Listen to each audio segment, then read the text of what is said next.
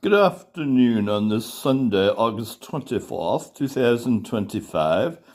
Today's edition of Book Talk, hosted by your guest host today, Sherlock L. Barker IV, and we'll be discussing Unequivocal Malice in Book Talk, Part 23.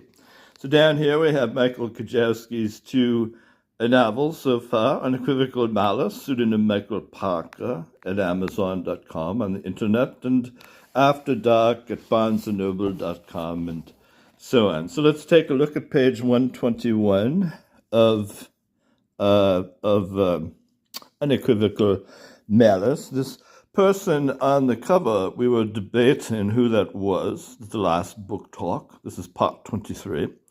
And we concluded the two middle-aged characters that jump out are Ray Morehouse with the criminal record, the resort owner in the smaller rural community, and also the Sheriff Weaver, probably.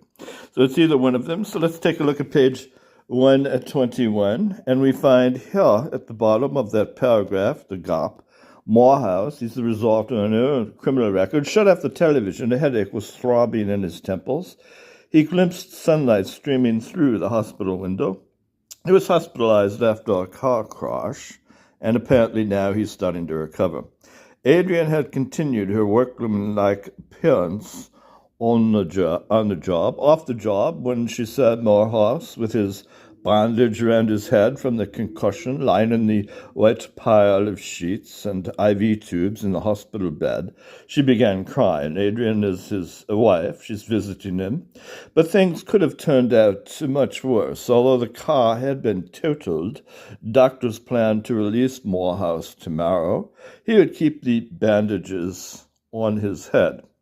By the way, Michael Kajowski has had one of his 3 car crashes that the other driver's insurance covered most of them. One of his cars, a Chevrolet Equinox, was totaled in the real world. Anyway, Adrian realized her husband could have been killed.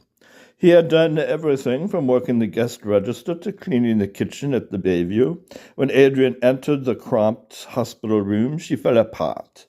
That meant emotionally, they had been fixing up the resort complex, and now this.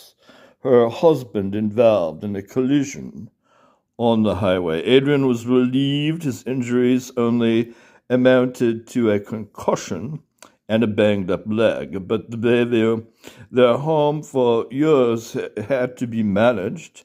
It served as impetus for them to overcome Ray's highway accident.